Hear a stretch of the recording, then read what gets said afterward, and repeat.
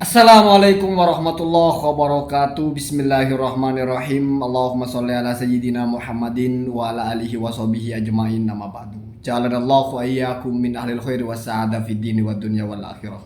Semoga Allah jadikan kita orang-orang yang beruntung di dunia, berbahagia di akhirat. Itu sudah keinginan kita semua. Berbeda dengan perbedaan apapun, keinginannya tetap sama. Apapun makanannya, minumannya teh botol sosro. Itu dalilnya ya. Kemudian kalau saya membaca tulisan terbaru Kiai Haji Imaduddin yang dimuat di Berita Banten dengan judul Nasab Ba'alawi antara Mardud dan Mukhtalafun Fih. Dalam tulisan itu beliau membahas dua hal. Saya sorot bagian yang pertama, di mana di bagian keduanya ini nampaknya Kiai Haji Imaduddin sudah mulai oleng ya. Jadi cara mempertahankan tesisnya itu sudah mulai kapal sepertinya akan tenggelam. Nanti saya buktikan di mana omongan saya ini relevan ya. Di bagian pertama Kiai Haji Imaduddin mempertegas bahwa beliau itu menolak hasil kesepakatannya. Artinya secara pribadi beliau itu tetap meyakini bahwa nasab sadah Ba'alawi itu mardud, bukan mukhtalaf lagi tapi mardud, tertolak. Sementara forum mengatakan itu mukhtalafun fi, tapi Kiai Haji Imaduddin tetap bersekuku itu mardud. Kalau saya tanggapi ini, jangan-jangan maksudnya mukhtalafun itu ya antara Kiai Haji Imaduddin dengan peserta forum yang lain. Jadi mereka yang berbeda pendapat ya, bukan masalah ulama nasab. Bagi mereka bisa jadi bukan mardud, bagi Kiai Haji Imaduddin mardud. Berarti mukhtalafun bainahum, berbeda di antara mereka ya. Tetapi pada akhirnya diputuskan mukhtalafun fi ya. Kemudian bagian yang terpentingnya adalah yang kedua. Di bagian kedua ini Kiai Haji Imaduddin mulai cuma menyampaikan teori yang memperkokoh, tetapi tidak dengan realisasi kepada tesisnya. Dia mengatakan bahwasanya disebut ikhtilaf ya, bukan ta'arud sebetulnya. Disebut ikhtilaf atau disebut berbeda apabila ada dua pertentangan yang seimbang. Kalau tidak seimbang, ini secara garis besar ya. Kalau tidak seimbang, namanya tidak disebut pertentangan, tetapi satunya sudah dianggap salah, yang benar sudah dianggap yang paling kuat. Lalu beliau memberikan contoh. Salah satunya misalnya seorang mujtahid menghadapi dua teks. Dua teks ini bisa Al-Quran bisa hadis ya, karena kajiannya ini dalam perumusan hukum fikih. Yang satunya sifatnya madnun ya, artinya berdasarkan pemahaman ya, atau mafhum lah bahasanya. Bukan mantuk atau bukan qot'i lah bahasa gampangnya ya. Bukan pemahaman yang single meaning saja, yang mengandung satu interpretasi saja, interpretasi tunggal. Sementara satunya ini mengandung multi interpretasi. Maka apabila dua hal ini bertentangan, maka yang diambil pasti yang qot'i. Dan ini bukan dianggap sebagai pertentangan, tetapi tetap ini namanya kalah kepada yang qot'i. Nah, itu ya. Jadi kalau ada pertentangan dua nas, qot'i dan donni berarti dianggap tidak seimbang. Yang qot'i yang mesti unggul. Begitu juga misalnya ada pertentangan antara ijma dengan nas. Jadi ada kesepakatan, ya termasuk mungkin kesepakatan hasil diskusi itu, tapi bertentangan dengan nas, dengan tulisan yang jelas, maka yang diambil adalah nasnya, bukan ijma'nya. Sebagaimana misalnya ada ijma, kesepakatan bertentangan dengan satu hukum yang dibangun berdasarkan kias atau analogi, maka ijma' yang diunggulkan. Dari semua tulisan itu, Kiai Haji Imaduddin ini hanya ingin mempertegas bahwasanya hujah membatalkan nasab sadah Ba'alawi tidak bisa dibantah karena sudah berbasis nasun qot'iyun, sebuah teks yang soreh.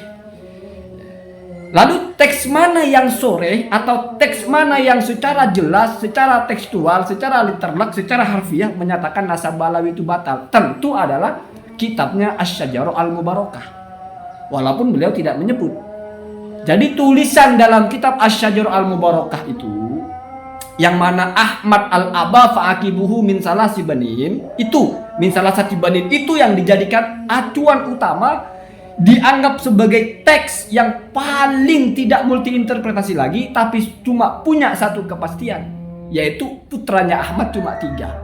Maka tidak ada yang nama Ubaidillah. Maka kalau ada narasi ada putra Ahmad bernama Ubaidillah, ditolak karena berselisih dengan teks yang soreh ini, yang qot'i ini. Mesti itu. Sehingga walaupun ada orang bersepakat, oh Ubaidillah putra Ahmad, tidak bisa. Berlawanan dengan teks. Sehingga misalnya ada teks yang bisa diinterpretasikan, oh berarti Ahmad itu bisa punya anak bernama Ubaidillah. Misalnya ucapannya Al-Ubaidili. Al-Ubaidili kan cuma menyebut satu. tapi tidak mengatakan cuma satu. Berarti masih mungkin toh Ubaidillah putra Ahmad. Oh, itu lalu bertentangan dengan Asy-Syajarah Al-Mubarakah yang mengatakan cuma 3. Maka berarti yang mungkin saja Ubaidillah putra Ahmad ditolak karena ada teks yang menganulir Ubaidillah sebagai putra Ahmad. Apa bukti anulirnya? Ya karena hanya 3, tidak ada Ubaidillah di situ. Al-babu masdudun fi idkhali ahadin bismi Ibni Ahmad, kan begitu kalau bahasanya Kiai Madudin. Pintu sudah tertutup untuk memasukkan nama siapapun sebagai putra Ahmad karena ada teks yang sore ini. Sekarang saya kasih satu pemahaman sederhana. Yang disebut dengan nas atau teks itu lalu bertentangan dengan teks yang lain atau dengan pemahaman yang lain, biasanya teksnya itu Al-Quran atau hadis. Ingat, biasanya teks itu Al-Quran atau hadis. Lalu kemudian pun ini bertentangan, biasanya bertentangan dengan yang selevel, yang bersumber dengan sumber yang sama. Satu ayat bertentangan dengan ayat yang lain, itu baru dipakai teori itu. Misalnya Kiai Haji Madudin kan juga bilang, kalau yang am bertentangan dengan yang khos, maka khos dipakai. Atau mutlak bertentangan dengan muqayyad, maka muqayyad yang dipakai. Contohnya begini, di Al-Quran misalnya ada bahasa, kalau ada pelanggaran, maka sanksinya adalah memerdekakan budak. Cuman rokobah, disebutnya tahriru rokobah, memerdekakan budak. Di satu ayat lain, disebut lebih spesifik, tahriru rokobatin mu'minah, budak yang beriman. Nah, kan ini bertentangan secara tidak langsung kan, satunya budak saja berarti siapa saja yang penting budak, satunya budak beriman, maka ini yang dipakai. Ya. Itu namanya dikumpulkan terus dibawa kepada yang muqayyad, kepada yang spesifik ya. Ini yang dipakai. Itu sama-sama ayat atau misalnya hadis. Ada hadis yang satunya am, ada hadis yang satunya khos. Lalu ini kok sepertinya bertentangan, maka yang khos yang dipakai. Begitu juga misalnya ada hadis yang sudah sifatnya qat'iyud dilalah, tidak ada multi interpretasi, bertentangan dengan hadis yang dzanniyud dilalah, pemaknaannya berdasarkan interpretasi, berdasarkan dzon, perkiraan, maka ini kalah. Jadi ingat, itu telaah untuk mengcompare dua hal yang sumbernya sama, setelah tentu dilihat kesahihannya sama.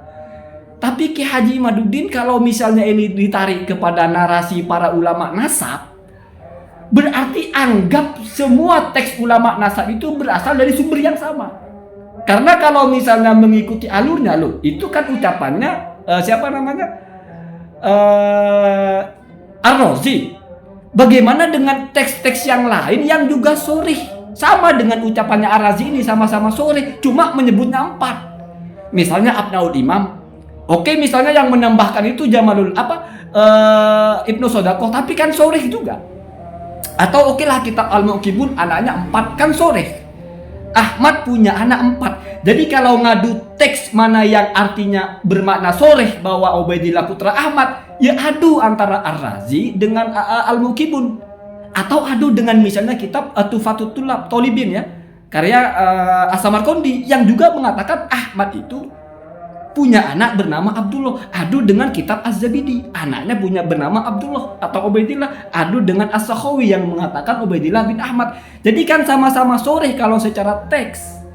Jadi sama-sama tidak ada multi interpretasi, sama-sama ya. Maka pakai satu teori, yaitu mana yang terakhir, itu namanya nasih. Ya kalau mau pakai teori. Seharusnya yang awal itu dihapus oleh yang terakhir, itu kalau hadis. Jadi kalau ada hadis Nabi yang redaksinya bertentangan, ditarik kekuatannya sama, amhosnya sama, semuanya sama, maka mana yang datang terakhir itu yang dipakai.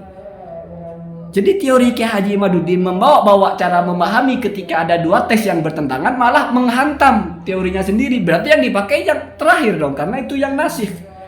Yang sebelumnya jadinya mansuh, dianulir. Begitu Pak ya? Atau misalnya, oh enggak, itu kan kalau Nabi satu orang yang mengucapkan. Ini kan ulama nasab berbeda-beda yang mengucapkan.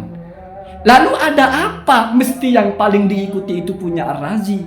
Oh karena waktunya lebih dekat lah. Waktunya lebih dekat, Ar-Razi itu jaraknya dengan Ahmad Al-Muhajir itu 240 atau 250 tahun. Sama-sama terputus selama 250 tahun. 345 dengan tahun 600. Itu kan jauh terputusnya. Kan sama-sama terputus. Dan Ar-Razi juga tidak menyebutkan sanadnya. Mendengar dari siapa, ke siapa, ke siapa, ke siapa, sampai tahu kalau Ahmad punya anak 3. Sama-sama nggak ada sanadnya. Berarti kan sama-sama perlu dipertanyakan dari mana Ar-Razi itu tahu berita itu. Berarti sama dengan kitab-kitab yang lain toh. Yang mau jaraknya 150 tahun, 250 tahun, 350 tahun. Intinya kan sama-sama terputus. Sama-sama perlu dipertanyakan lewat jalur mana. Apalagi kitab As-Sajur Al-Mubarakah itu yang dicetak itu adalah itu hasil dari salinan yang ditulis oleh Ibnu Syamsuddin tahun 850. Sementara teks aslinya tidak ada. Kalau teks aslinya ada, mesti itu yang dijadikan rujukan. Sementara muhakkik dari kitab Asy-Syajur Al-Mubarakah mengatakan ini ditulis berdasarkan salinan Ibnu Syamsuddin tahun 850. Kalau kita patok tahun ini berapa ratus tahun lagi terpisah dengan Ahmad Al-Muhajir yang wafatnya 345. Ini kan sama-sama jauh. Maka benar kita pakai yang ikhtilaf berarti Ar-Razi punya pandangan cuma 3, yang lain punya pandangan lebih dari 3, ada yang 4. Kalau sudah begini, makanya berarti ini perbedaan ulama nasab dalam mengisbat anaknya Ahmad Al-Muhajir. Itu pun masih kalau ngotot kalau Ar-Razi itu menghasar. Jadi kan masalahnya ini kompleks gitu loh. Jangan ditarik oleh Kiai Haji Imaduddin seolah-olah sudah ada nas yang soreh, yang qot'i bahwa hanya 3. Seolah-olah tidak ada nas yang lain, teks yang lain yang menyatakan 4. Sementara yang menyatakan 4 itu hanya berdasarkan zon, tidak berdasarkan teks. Itu tidak jujur namanya. Kalau ngadu sama-sama teks, ya sama-sama soreh, sama-sama jelas. Anaknya 3 jelas, anaknya 4 juga jelas. Jadi tidak bisa ditarik kepada perbedaan antara hadis yang satunya qot'i, yang satunya dzonni, nggak nyambung. Dibawa kepada hadis yang satunya apa? Yang satunya am, yang satunya khos, satunya mutlak, satunya muqayyad, nggak nyambung. Kenapa? Karena ini sama-sama spesifik. Sama-sama menyebut anaknya 3, satunya menyebut anaknya 4. Cuma Kiai Haji Imaduddin lebih percaya kepada yang lebih dekat. Padahal sama-sama terpisah 240 tahun. Jadi begitu ya. Bahkan kalau mau pakai teori lebih lengkap lagi, ketika ada ta'arudu al-adillah yang sama-sama kuat, sama-sama sahih, sama-sama am atau sama-sama khos ya, tidak bisa di pendekatan itu, maka mana yang datang belakangan, berarti yang terakhir itu yang dipakai ya. Hanya saja Kiai Haji Imaduddin mungkin sengaja skip di bagian menyebut masalah nasah mansuh. Kenapa? Karena kalau menyebut nasih mansuh langsung kolaps itu ya teorinya itu. Kenapa? Karena yang nasih yang belakangan yang dipakai daripada yang sebelumnya. Itu teori hadis Nabi. Ada 2 hadis yang bertentangan secara signifikan, padahal ini sama-sama sahih, sama-sama khos atau sama-sama am atau sama-sama mutlak, sama-sama muqayyad, tidak mungkin disatukan, harus ditarjih, harus diambil salah satunya. Maka mana yang datang terakhir itu yang diambil. Begitu Pak ya, begitu. Tapi kenapa Kiai Haji Imaduddin tidak berani menyebut tentang nasah mansuh? Karena itu langsung strike, menenggelamkan kapal tesisnya. Walaupun bagi saya ya, kenapa terlalu memaksakan gitu ya? Padahal ini sudah ada ulama yang mengatakan iya, ada yang mengatakan tidak. Kan sudah sesederhana itu ya. Allahumma hadina adzabil. Assalamualaikum warahmatullahi wabarakatuh.